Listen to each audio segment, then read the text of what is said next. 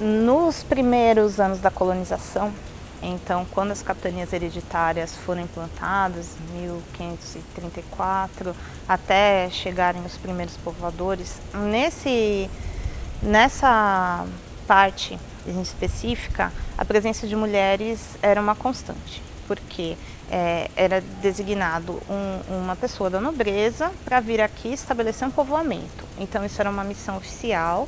Então, os nobres vinham com toda a família. Isso incluía esposa, filhos, sogra, todas as mulheres, né? Cozinheiras, serviçais portuguesas que vinham para cá. Tinha todo um núcleo feminino em torno disso. Na documentação oficial, nas cartas para Lisboa, a gente não vê quase nada sobre esse cotidiano. Vai falar de escravo? Não. O importante mesmo era falar do fisco, da tributação. Então a gente vai ver muito pouco sobre a mulher e a criança na colônia. Tinha aqueles neguinhos de estimação, né? Tinha neguinho de estimação. Aquele negrinho que brincava com o filho do patrão. Mas ele apanhava no lugar do filho do patrão. Alguém fazia alguma coisa errada, quem apanhava era ele. Mas ele também ali, ele estudava junto. Então ele aprendeu a ler, né? Aprendeu a escrever. A sua importância era vista como secundária, né? Então é fácil compreender que a criança negra, ela era a mais esquecida ainda, né?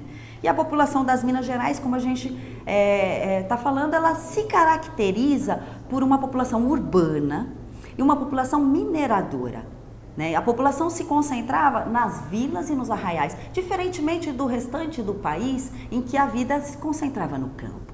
Então, enquanto se minerava determinada lavra, eram criados ranchos, e ranchos precários, inclusive, que serviam de abrigo para os escravos. Enquanto houvesse a lavra, os exploradores permaneciam naquela região.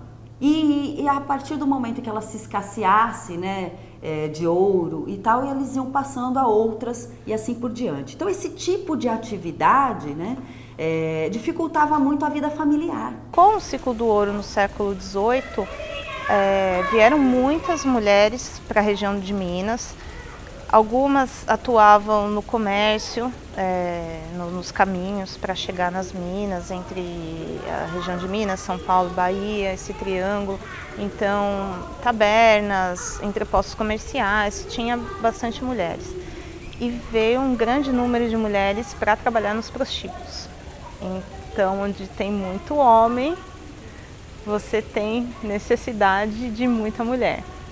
Então, vieram mulheres em um número bem expressivo para atender essa demanda masculina. O número de concubinatos, ou seja, de mulheres de cor que eram tomadas como amantes, era muito comum.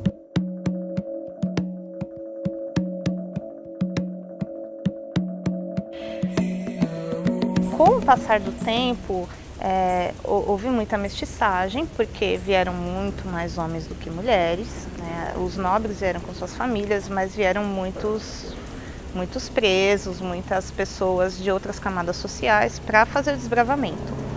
Então você imagina, um lugar onde não existe nada, as pessoas abrindo picada no mato com facão, homens sem mulher e muitas índias nuas. Então, a partir daí começou a mestiçagem no Brasil. Com isso, começou a grande sequência de filhos bastardos que a gente vê por toda a história do Brasil. Tanto que tem aquele ditado que diz que não existe pecado ao sul do Equador, né? E isso foi um decreto papal.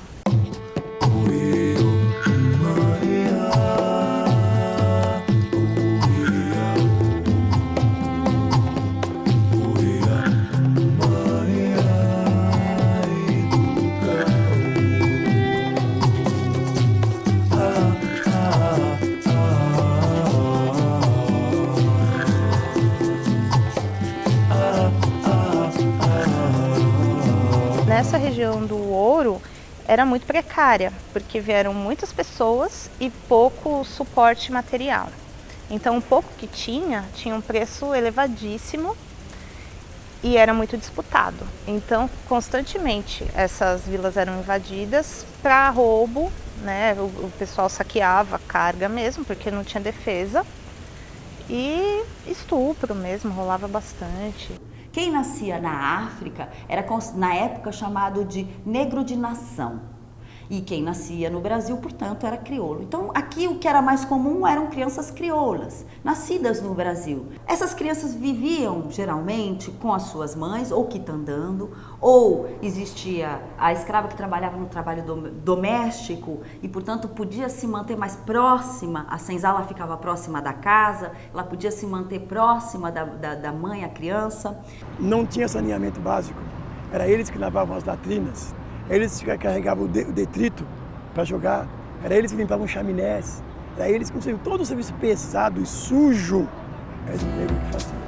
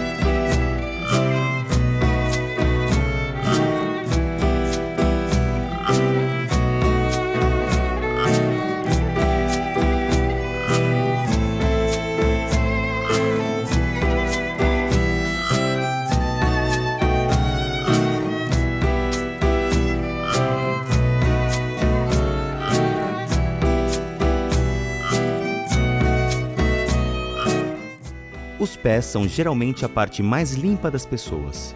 Os rostos, mãos, braços, peitos e pernas que, todos eles andam muito expostos em ambos os sexos, raramente recebem a bênção de uma lavada. Os cubículos em que se acham os leitos raramente são abertos à influência purificadora do ar livre, nem tampouco expostas ao sol as camas, embora úmidas de suor. A fim de tornar os quartos toleráveis e deles se expulsar os miasmas de que se acham penetrados, costumam-se queimar substâncias odoríferas logo antes da hora de se recolher.